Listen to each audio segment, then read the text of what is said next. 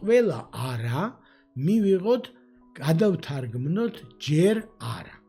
ან ასე არა, ან ახლა არა. ხო?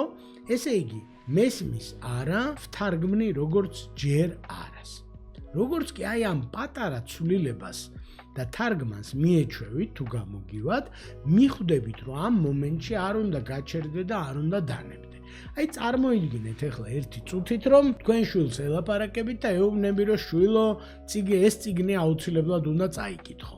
და წარმოიდგინეთ, რომ გითხრა, რომ არა, არ წავიკითხავ და ეხლა ერთი წუთით წარმოიდგინეთ, რომ გითხრა, რომ ჯერ არ წავიკითხავ, ხო? თუ გითხრა, რომ ჯერ არ წავიკითხავ, ეს კარგი ამბავია, ესე იგი წაკითხვას აპირებს, ოღონდ ჯერ არა. და შეიძლება მეორე შეკითხვა დავუსვათ, რომ კაი ბატონო, ჯერ არა გავიგე, როდის წაიკითხავ? ან ასე არ წავიკითხავ, აბა რა შემთხვევაში წაიკითხავ, ხო?